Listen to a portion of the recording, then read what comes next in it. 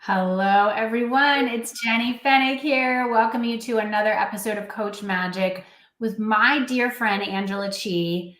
Oh my gosh, we're in for a treat. Let me tell you a bit about Angela, and then Angela and I could talk for a million hours and we'd still have things to talk about. So you all are going to go on the ride with us today. Angela is a keynote speaker, MC, media and communication coach. She's a podcast host and author of her new book, The Power of the Only. Own your voice, thrive in any environment. She helps people own your only and be you amplified, empowering them to be clear, confident, and connected on camera and off, and step into their full imagined potential. She believes being the only is not a weakness, it is your greatest strength. Angela, what I love about you, you have a background as a former TV news anchor and a reporter. You know a lot about the media. You helped launch Entertainment Tonight China. You've been on shows on E, on HGTV. And I learned this when I looked at your bio that your speaking career began at age 15 when you became the first Asian American woman to win the title of Miss California National Teenager. I can totally see that, Angela.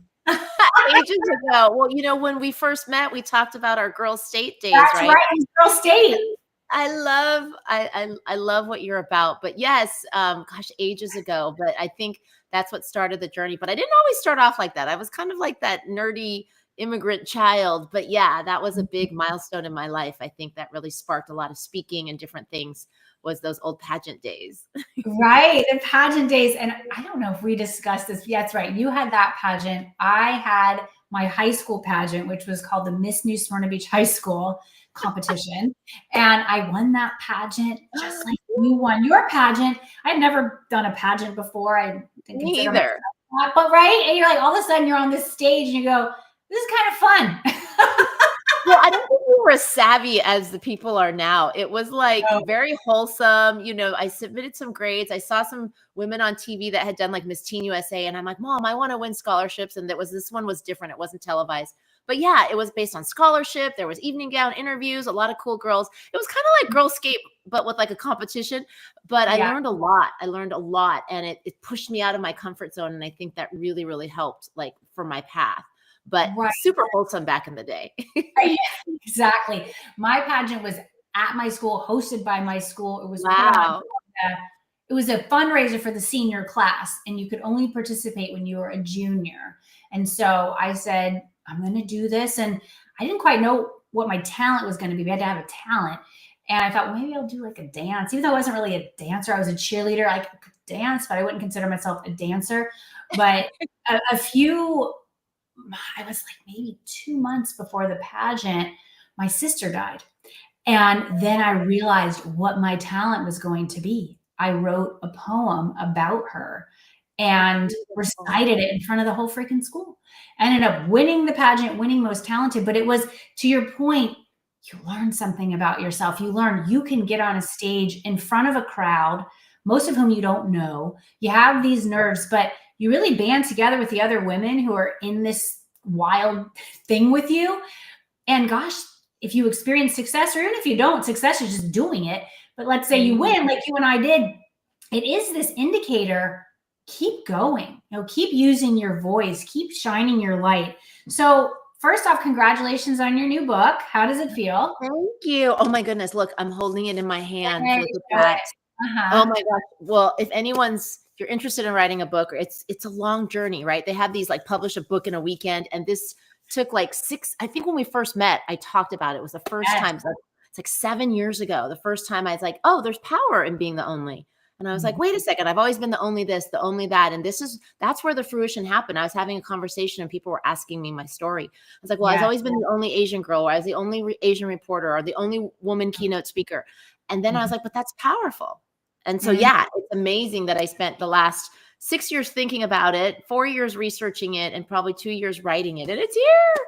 So yeah, thank you. Oh my God. No. And it is so true. Thank you for saying that.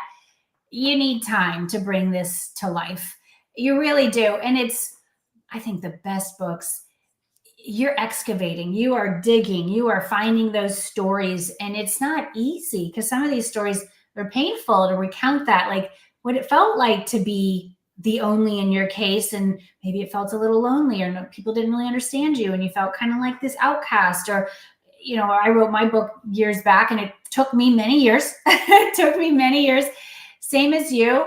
And some of those stories were quite intense to excavate. Speaking of books, Angela, I've just been talking about this book because it's freaking captivated me right now. What? And it's huge out there. It's like you probably have heard of it and maybe even are reading it. The Tell by Amy Griffin. Have you heard of that? I've heard of it. My friend went to a book reading in Santa Monica, but I have not read it yet. Okay, because we're talking about excavating stories, what she did in that book, and I'm not finished with it yet, but I'm, you know, it's one of those where like, I got to keep reading. She really went deep and it's super powerful. And I think for those of us who have stories to tell, like Angela, like myself, like I know a lot of you who are tuning in right now, it is really powerful to learn from other storytellers, to learn from other messengers. You see different techniques and it gives you courage. So Angela, how did you get the courage to write this book, to tell this story? How did you know it was time you had to do it? Well, and I also want to share that my book, the opening chapters read like a memoir, but I interviewed onlys for the last 4 years. So it's not just my story. I excavated and almost, because my background's a journalist. So it's almost like, well, great, I have my story. I believe in these things. These are my 5 principles. Like I knew exactly what I wanted to say, like right out of the gate. But then it was like, well, is this true? What's the science to back it? What does it mean? Does someone else feel this way? And so for 4 years, I literally, whenever I went to TED Women, I went to events. Every time I saw someone that embodied the power of the only, and the power of the only is someone who feels like the only, but they embody the traits of why does someone see it as a strength? And some other people, it holds them back. And so I was curious about that dynamic because I wasn't always this way. I created who I am through years of, you know, peeling back the layers. So I wanted to find out the through line. And so that's what's cool about the book is that it's an excavation, not just of my story, but of dozens of stories, CEOs, founders, women. And it's not just women. I decided that I wanted to write about onlys that felt like they were creating change or navigating the status quo, navigating spaces so that we could have a bigger story to tell and realize that we're more alike than we think and that we're not alone. Wow, that is potent. I love how you harnessed your journalism background and your interviewing gifts and being able to see the larger story, that you were one part of the story and your own personal experience fueled your interest to go deeper and write something that didn't exist and then bring other people in. So how did you find these people that you interviewed for the book? And was everyone that you asked pretty receptive to being a part of this? Yeah. Well, it was interesting. When you talk to somebody, I was like, well, what do you think about that? Like, oh, you know, other people say like, oh, I don't want to be the only one. They're like, I want to, or I could tell when they talked, there was things that they went through and I wanted to find the through line. Was it the way they raise? Is it the way they think? Is it their mindset? And it wasn't just about their job. It was an essence of who they are. And each one came from different stories. And so that's why it's so important because I wanted everyone to see themselves in the book, right? Women, people of color, men, you know, Black men, Asian men, neurodivergent. And I think, and in the end, what you realize is all of us feel like the only in some respects, right? But to realize that we're not alone, but there's layers of it. I may have like 7 layers of being the only, you know, where is that the man next to me grew up really poor. Like I have the executive producer of Chopped on here, and you wouldn't think that he's an only. He's a white man. He's like, I grew up on food. I grew up on, you know, subsidized lunches. I grew up in this tiny town. I never felt like I fit in. I fly into Hollywood, and here's how I navigate spaces. And we all have something to learn from that. But as well as the only one in the room, where women, we're used to being the only one in the room, thinking differently, seeing things differently. And that's what the power is that you see, understand, and feel things differently, and you're able to leverage that experience to help yourself and others. And that is the power of it. Whereas sometimes it takes us a while to step into that power. And that's what the book maps out, is the 5 principles of how do we go from I'm the only one to creating that power and then creating change for others as well.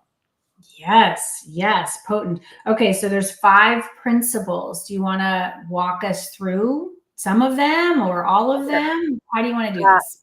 Yeah, well, own your power is the obvious one, but it starts with actually owning your opportunity. And what I mean by owning your opportunity is not just the opportunity in front of you. It's not just saying yes. It's when Mhm, someone says it hasn't been done before. You mhm, can't do this. This isn't the way it's done. Because when mhm. you're an only one, you're sometimes you're creating something new that hasn't been done before. And so it's kind of stories that tell you how you do it. And so my principles start with what is own your opportunity? Why Mhm, don't we? Because we have to know our limitations and be aware of what's actually holding us back. And then how do you do it? Right? By mhm, telling people stories as well as all the interactive exercises. Number mhm, two is own your power, is to mhm, believe that we already have it. How do we take up space? Why don't mhm, we take up space? Right? How do we step into our power and see that we truly have it and own our worth? Own your mhm, voice, not just mhm. the voices that you project in the stories, but the voices in our head. What do we Mhm. tell ourselves? What are the stories? How do we see ourselves? And own your communication is reads like a communication manual. It's my work in the world. Who are you? What do you stand for? How do you show up in the world? How do you connect with your audience? It reads more like, I feel like if you want to own your power of the only, you really have to own your communication and connection skills, which I Yeah. think are so important. And then it's how do you own your future? And owning your Ah, future is going from surviving to thriving. Because if you've been an only, you may already own your power. You may already own your voice. You've navigated those spaces. And now you're burnt out and you're tired. And you're mhm, like, it's a burden. I don't want to do it anymore. mhm, And mhm. so what got us to the level of success, if you're an only, you know what you did, right? You kept going, going, going, but that's not what's going to sustain owning our future. So I felt like I really needed to and it's a lot of the work that you do as well. It's like I'm a little woo-woo in that sense, but I work with a lot of corporate clients as well as entrepreneurs. But the latter part is all those healing tools, the Ah, excavation. How do you go from survival mindset to thriving mindset? Where did that mhm. come from? And then a lot of the healing tools that I use and I'm still going through to Yeah. really regulate my nervous system and get to that next level. We can't do things the same way as I did when I was 20, right? Right. So I have a roadmap when I'm 20, now in midlife, or even like if you were 20, if I Mhm, had these mhm. tools earlier, might Yes. have helped me from going through all the burnout. Yes. Thank you. Exactly. Do you look back? If I could tell her what I know now, I would have saved her some heartache and some pain. And at the same time, it's like this interesting balance Have because to but go that's how you through learn. it. That's how you learned. But Angela and I are both mothers, and I was just talking to someone recently. I have a son and a daughter. I have two sons and a daughter. You have a son and a daughter, and I think a lot about my daughter, especially wanting her not to fall in some of the holes that I fell in, like giving her, can she start here where I started here? She's still going to need to learn lessons, but with what I'm aiming to pour into her and pour into my sons, can they have a different starting point, perhaps? That's something Yeah. that I play with while not taking away their opportunity to learn, to have these experiences. Like it's this interesting act of that you're And it's trying to. so hard. Like, when my daughter embodies abundance, Uh-huh. sometimes I get annoyed, right? Because it's triggering my lack of when I was younger, I didn't have that Right. abundance, right? Like, and Yes. it's like I did my job then, right? I'm Yes. rushing around and doing the things, and my daughter's a hard worker and she has that sometimes too. And I'm like, you know what? It's okay. Trying to give her the validation that it's okay. We don't have to push, push, push, push, even though I love that in her. But Mhm. I think one day she had a thing in her hair and she was sipping a cup of tea, which I tell people, do enjoy your process in the tea. And I'm rushing around the house. And part of me is thinking, why aren't you rushing like I am? And it triggered something in me. And that means I have to do a little more work, that I actually want her to feel abundant, want her to be able to work hard, get ready for school, and be able to drink a cup of tea without rushing. And in my mind, I was like, what's this with your, like, she had like eye patches on and like a face mask and was enjoying life. And it was interesting. It triggered something in me, but it's exactly what I wanted her to do, because she still does her work and she's a hard worker, but it was hard, right? And that means that we still have those things inside us that, Mhm. maybe haven't been resolved. And so it's something I Right. challenge with. Yeah. Yeah. So with you on that. Thank you for bringing that up. To give you some You're, grit, and my kids yeah, have it. Sometimes yeah, if they're mine do too, but I'm like, hello, we got to get cruising here. Okay. or I'm life very is much too adversity, right? Like that's what made us strong, right? Those are the Right. things, the challenges. So you want to make sure you don't protect them from all the challenges, because Right. that's what allowed us to step into the power of the only. And so Yes. I try to weigh that a little bit. It's like, okay, we got to toughen you up a little bit, but without any Yeah. extremes. Yes, yes. It's playing with all of those pieces. And it's good to talk about this because yes, you are a business owner, I'm a business owner, and we're also parents, and we both have partners, and we have, So our much. own parents, and then we have, and it's a lot to hold. So you mentioned, the burnout that you have known. I certainly know a lot about that, and I'm curious, what are some of the techniques and tools that maybe you talk about them in your book, but that have been really helpful for you to leave burnout over here, or like not see that it has to be a part of your life? How do you Yes. take care of yourself, and how do you Well, suggest others do this? it's interesting. It's that internal urgency, right? Where you always feel like you got to do. And that's what made us successful. So it's hard to rewire, because what got you to where you are is the pattern that we're used to. I got rewarded for it. Mhm. Every time, like push through, push through. And it's great to have that grit and skill. But as you know, it's regulating your nervous system. I didn't even realize that my nervous system was out of whack until you relax. And then your body either shuts down, but it's that constant everyday regulation of the nervous system. And I remember the first time someone taught me a tool, they're like, look at a flower. And I'm like, what do you mean, look at a flower? Like, they're like, slow down. I'm like, what do you mean? And I do yoga and I do all those things. But I think it's the constant reminder of noticing, I've, the Yerkes Dodson law is this thing where you need a certain amount of stress to get to the top of Mm. performance. And if you Mhm. have too much, you will come down. So I think through the years, it's honoring and knowing what is my peak point, and when do I start to feel in my body, whereas before I would just push on through and then come down, and I wouldn't even know that I had a high point or a low point. I just did what I needed to do. And I think as you get older, it's recognizing those tools. So yes, yoga, the deep breathing, and it's interesting, nostalgia. I put a couple things in the book that are things that you wouldn't think about. There's a lot of research on nostalgia and so appreciating all the joy in your life. Also blocking out the negative, right? With so many news headlines. I talk a lot about media literacy in the book, how to Yes. decipher between what's real as a real threat versus what's not. What is yours to carry? What is Mhm. not? Right? Mhm. Because we can take it all on. If you're a strong, powerful, only woman, you're like, I got this. Well, sometimes you don't have to have it, right? So it's Mhm. honoring when it's not yours. But I want to talk about the nostalgia piece, is that it actually activates parts of your brain. So I have a free playlist actually on my thing, but I Uh-huh. do the 80s music as well, a memories list. It Yeah. triggers the nostalgic feelings, which actually lead to more well-being and can lower stress and cortisol. And I do that automatically because it's fun, but there's Yeah. actually science behind it, that nostalgia, or looking at old photos, or whenever Mm. you get stuck and you feel like, oh my gosh, I'm starting over, or I got laid off, or I'm starting something new.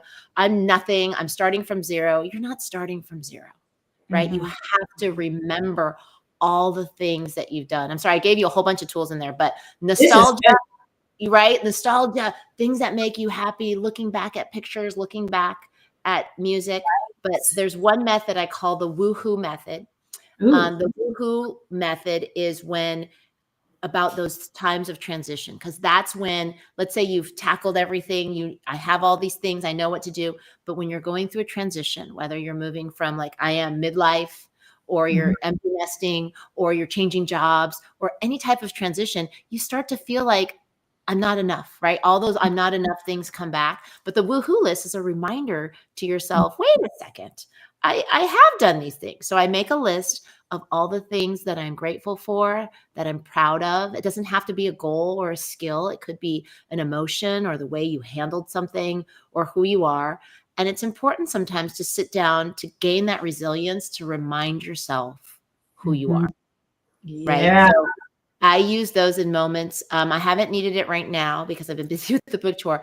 But when I Mhm. left my news job in journalism, I Mhm. lost my identity, right? And Mhm. even though I consciously chose it, Right, and it's but for still. women out there that are listening, that like you're going through a transition, you're starting something new, you Mhm. have to remind yourself all those things didn't go away because you went through a transition. Your cognitive brain just forgot about them.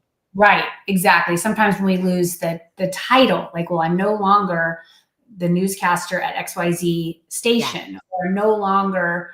I remember when I left both of my corporate jobs, and all of a sudden I go, I can't call myself that anymore. I'm not that. Who am I? And then you start feeling like you're less than because you don't have this title, but you're not less than. You're still you. You're still you, and you are in the process of becoming, which we are always in the process of. Yeah. I love the nostalgia piece. I absolutely love that. Now I know why I felt so good when I was watching. I don't know if Angela, if you were into this show, but you know what I'm saying. Cobra Kai. Did you see? I just finished the last episode. When did you finish the last episode? Couple weeks back. Back.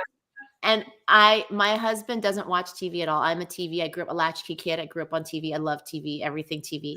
I don't have always time. So we pick select shows like, what was the one on Apple TV with the coach? Why did I just forget it? Ted Lasso. Yeah.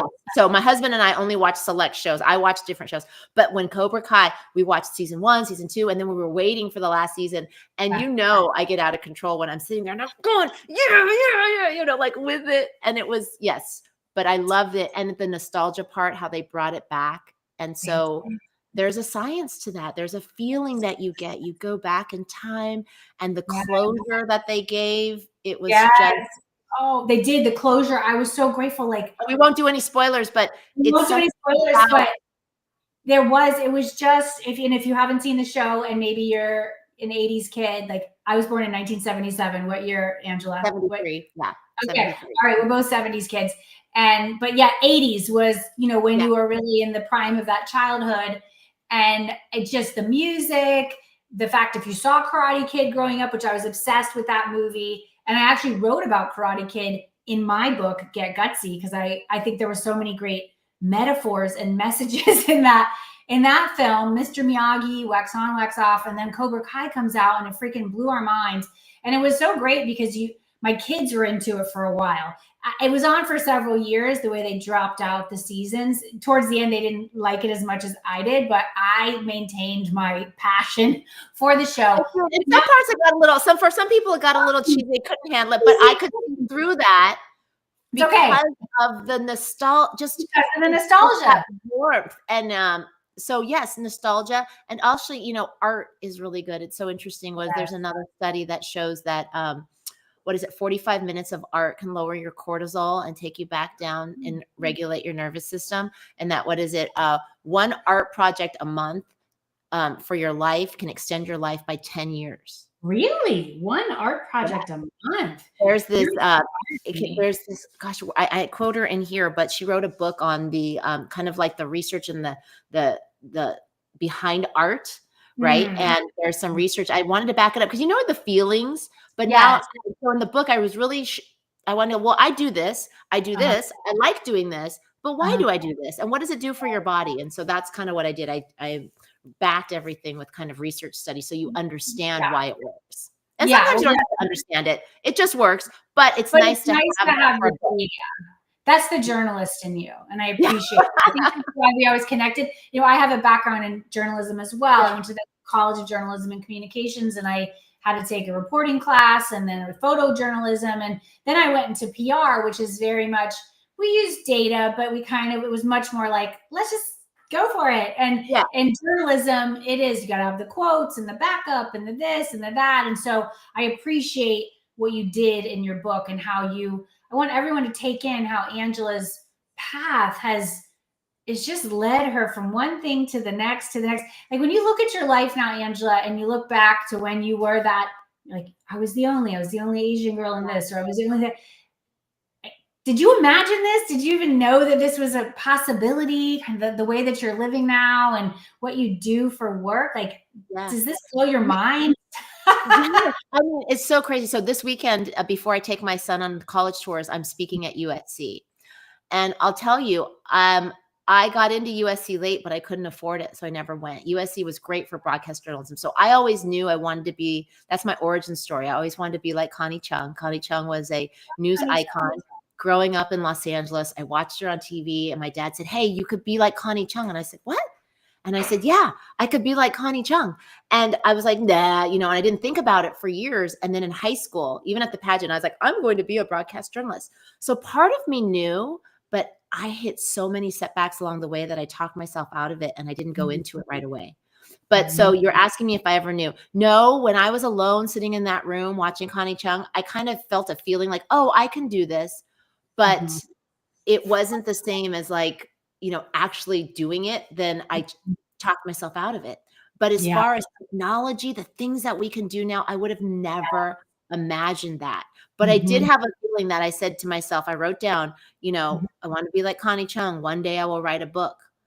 I knew that. I think you're a list maker too. I wrote down all my goals. And I think before, I'd never done any personal development. My parents are Chinese immigrants. I was locked in my room listening to 80s music. I didn't read any self-help. I didn't have any tools. But I think intuitively, sometimes you know how to take care of yourself, right? Yes. And so now I look back at the things and I'm like, wow, I did that, Yeah. And I did that before I knew it was an actual thought leader tool, right? That you needed to do. But I never saw myself exactly where I was, but I feel like I had that feeling. And I think what that feeling is. I don't know what form it was going to take, but I always knew that I was here to kind of help people, or when my parents didn't have a voice, I always felt that calling with news. It wasn't about being on TV. It's like, how can I support people? How can I tell their stories? How can I tell their story? Yeah, I have to tell you, Angela, I do a lot of work. I have a few corporate clients. I don't know if we haven't talked about. Now we're getting to talk, and it's so great. And I have one client called Chee, and they're great. They're a organization for senior executive women to continue leading at high levels and really go for it in their careers and who they are as leaders. And I get to do a lot of coaching and facilitation work with this organization.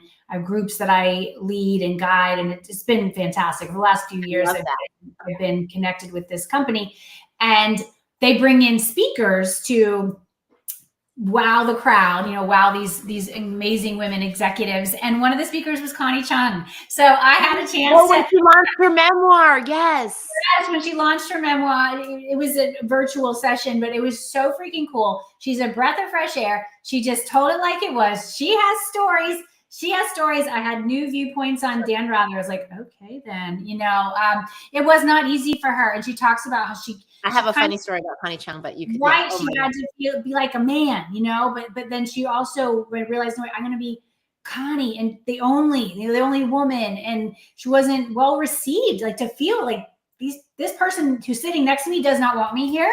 Okay. So how do you handle that? So I really appreciate her. Oh my gosh. I have to tell you the only story. So actually at South by Southwest, I just went to the Chief room with that. Yes, was great. So you were there. Good. The new CEO and all the people. Yes. But let me tell you my Connie Chung story, right? Yes. So I always wanted to be like Connie Chung. Yeah. And I worked my way. I didn't do news. And then finally I went back into it 3 years later after working in Hollywood. I went away to small towns, worked my butt off, and finally made it back. 19 years later, I worked at KCBS, the same station where Connie Chung was. So I did do that. But now fast forward, I've left the news business, whatever. And I was about to write this book, and I met Connie Chung once when I was a early bird reporter, like in Bakersfield, and I have a picture with her. So when I started The Power of the Only, she was my first episode. It was talking about, this was 6 years ago, talking about the power of the only and how she navigated spaces in a very different time where there wasn't support for the only. She truly was the only and had to create, like you said, be a man and do all these things. We don't have to do that as much anymore. There's different ways to navigate it, but she had no choice, right? She was the only and didn't realize it. But then when I was writing the book, and I knew she was working on something because I was going to interview her for something. And I was like, she's been hiding out for years. I go, Maury just retired. She must be writing her memoir. I can't wait. And one day I was going to do this event, and they said she can't come. And I was going to interview her, and it's going to be my full circle big moment on this stage because she's about to launch her book. And I'm like, I knew it. So I knew about the book like a year before she had released it. And so the moment she went live on Instagram with Maury, that's how she announced her book. I was like on fire. And I actually did get to see her a few months ago in San Francisco. And so I handed her a letter of everything, my whole story. And I thanked her for being the only, and that her ancestors were smiling. And that even though she's like, I didn't know, because she didn't know what she was doing. She just had to do it. And Yes. so that's the backstory of, I did some crazy things for this book, but one of them was like, I was chasing Connie Chung down, trying to find and I needed to hand her the letter. And so I did send her a copy of the book. Good. And it starts with my story of Connie Chung, and it ends with her legacy. So Connie Chung is a big part of this book, even though I don't tell a lot of her stories in there, but she was the inspiration for the book. So I wanted her to know that. Oh, that is so awesome. And she showed a video during her talk.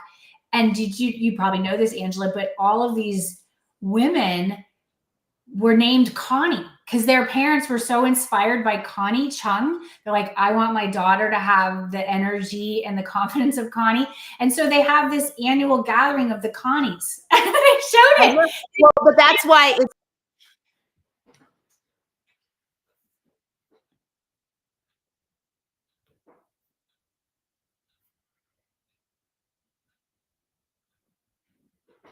Angela might have frozen. Hopefully she's back as we're talking about the power of the only and our stories of Connie Chung. Yeah, you're back. Oh, I was saying, as I told my story, you realize you're not alone. I'm not the only Asian woman reporter that wanted to be like Connie Chung, or not even the only woman. I talked about this story and everyone's like, I want to be like Connie Chung. And representation matters. That's why it's so important.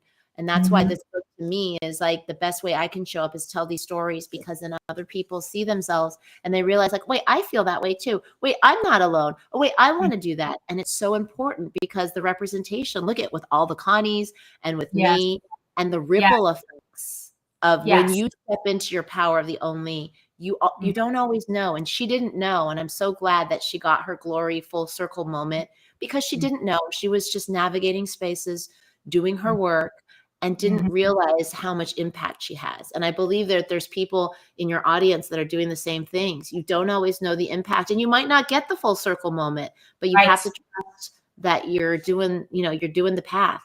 Right. You got to keep taking those steps forward. Sometimes you don't know until all of a sudden somebody hands you the letter, all those, what? You were watching, you were doing this? Because if you're really focused on the work, you're just really focused on that work. And I believe that's what connects everyone tuning into this, is that we're passionate about what it is that we do. We're passionate about our work. You mentioned something, Angela, that I want to pick up on, and I know we're just about at the end here, that I really want to double down on, where you said you talked yourself out of pursuing that particular path, and then you eventually came back to it. This is something that so many women especially do, and that I want us to shine a light on today. Stop talking yourself out of the moves, the experiences, the decisions that really excite you, that really activate you. There's something in that. Have you noticed that too in just your own journey, Angela, and the people that you support? That tendency to you want it, but then you're like, oh, no, probably not me. I might not work out. I might embarrass myself. And, all of us do it. It's that, the rewiring of our system. So I was raised a Chinese immigrant child. And even though my dad said, hey, you could be like Connie Chung, when I told him I want to do it, he said, oh, that's dangerous. Oh, you're not going to make it as an Asian girl. And all of us get these messages from society, from the media, from our parents, or, you may have super supportive parents, but, in the space, there's these things of don't rock the boat, don't stand out too much. And we get these signals and these messages, and it starts to mute our inner knowing. Right. And so the job for us is to peel back those layers and to get to that core. And it's a journey. And so that's why it's great. I wanted to be like Connie Chung. I became Connie Chung. That's what it looks like. But in between, there were these setbacks and these things where I talked myself out of it. And I could have talked myself out of it completely. But in the end, that thing that's inside me, whatever that thing, still was slightly bit louder than the voices in my head that I was literally trained and programmed to believe. I was able to overcome them. And sometimes you're not able to overcome them. So those are the things that we need to understand. That's why it's important to understand what's stopping me, where did it come from, and what is mine and what is not mine, so we can override that programming and create the path that we want to, and really let that call that you have in your belly to shine through. And all of us have to go through it. There's not a straight line, but having some tools and having a coach like you can help you on your path. Going, oh, that's not real. Oh, that's real. I have to deal with that. And to peel back those layers. Yes. Yeah. Now I'm remembering with the event that we first met at, and we need to give a shout out to Allie Brown, because Allie Brown did bring us together all those years ago. Because I remember, this is exactly kind of the point that you're making, I'm making right now. We went to that event. It was Arizona, and like 2016. it was like the repower or something. It was like the content. It was a content event, and you go, I heard the call. It was like the bat call or the dog whistle and the whatever. I got the call. I heard the chime ringing, and I picked up the phone, and I'm here. And you made this point that we all heard that call. And for some of us, you're like, why am I doing this? I'm getting on a plane. Wait, hold on. I don't know anyone who's going to be in the room. And then it's so normal to then kind of talk yourself out of it. But what you said at that event, Angela, which I so resonate with, and I think we've been friends ever since that, was we heard the call and we trusted it and we took action. And I want to attribute something else to her. She said this to me after the event. We talked about the power of the only. Allie was my first guest. And I told her about the power of the only. And she goes, in life, sometimes you get a message and you get, it comes to you. And if you don't take it and run with it, it moves on. Yes. And I was like, oh, no, it can't move on, and I felt it deeply. And that day I wrote the blog. I wrote the blog. I kind of cemented the power of the only is my concept. And I started the podcast. I was like, and I said, can you be my first guest? And it was like, it was an idea. It became a thing. It became a post. It became me sharing it. It became me gathering more onlys. It became the podcast. And now it's a book. And sometimes it doesn't happen overnight. And it didn't. It took like years. And I tabled this book so many times because I have kids and I'm a working mom and my husband travels for work. And I put it off and I cried and I was like, I can't do this right now. And then in the end, I was like, I can't wait till I'm an empty nester to get this out into the world. And even publishing, I fast tracked it because they said, 2026. I'm on, no, that's too far. I'm on 2024. And then it became 2025 because of the election. But it worked out in the right time, but it took a lot longer than I thought it would, but it happened. Right. Exactly. Well, congratulations, Angela. It's a huge accomplishment. And you got yourself into that room. I got myself into that room. That also speaks to the power of getting yourself into really potent rooms where sometimes people you don't know. You don't know exactly why you're being called to go there, but you're trusting it because you get these downloads there. It's so important for women to remember that. Invest in yourself, get on the plane, get in your car, do the thing, make the investment. Those ideas, we are messengers, but you have to be an open vessel to receive the message. As you said, the message will move on if you don't do something. Somebody else is going to get that message and then you're going to see them do it and go, what? that was right, right? Because we have to honor our life stages. Like I always say, like you always ask me, did you know? I think when I was young, I always knew I would do something. I didn't know what it looked like. I didn't know how to get there. And even now, when I say write the book, I'm like, when I did the podcast, I'm going to write the book. It doesn't have to be right this second. I know, and I just felt it. But then you have to be willing to invest the time and the energy. And when your life stage sometimes doesn't match what it needs to get something there, you're like, it's okay, but I know it's going to happen. But when I'm ready to step into it, I'm going to step into it. But you have to honor what you're able to do and put in the work as well. Yes. Boom. That is profound. True words spoken. Angela, where can people get the book? Where can they find out more about you? Oh, thanks so much. I'm at angelachee.com. I'm a keynote speaker. Coaching is all on there. And the poweroftheonly.com is all the information about the book, but they're all linked together. And I'm at Angela Chee TV on Instagram and Angela Chee on LinkedIn. And as well as Facebook at Angela Chee TV. So yes, reach out to me. And if you do check out the book, I have a bunch of freebies, which is a free playlist, as well as all the inspirational quotes. I wanted to make sure that there were highlights, exercises, and quotes where someone could kind of skim through the book and take it each section at a time. But it's a whole inspirational quote book is a free bonus as well. Woo! I do not speak inspirational quote language. That is something I know, I love it. I was like, I want those nuggets where I wanted people to just flip through the book and they could get something just by reading the highlights in the corners. Right. Yeah, you would get a kick out of my last.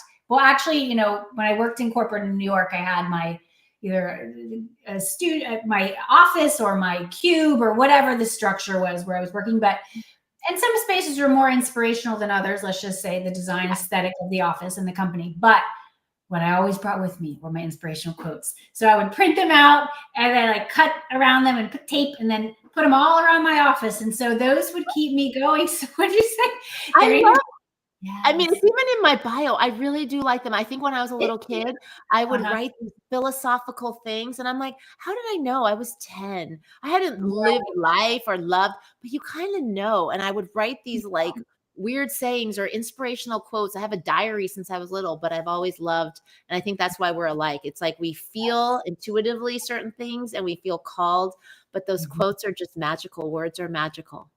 Yes, they sure are. Well, Angela, you are magic. This has been You are magic. Coach magic. We're both magic. Exactly. This is Coach Magic. This has been magical. It's very on brand.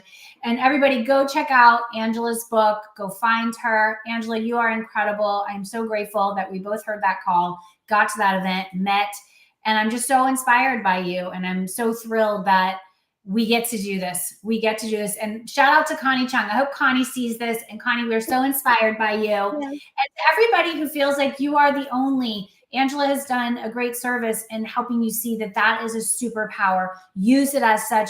Go do the thing that you came here to do. This is Jenny Fenig signing off for Coach Magic. I will see you all again soon. Be well. I love you. So appreciate you. Bye. Love you. Bye, Angela.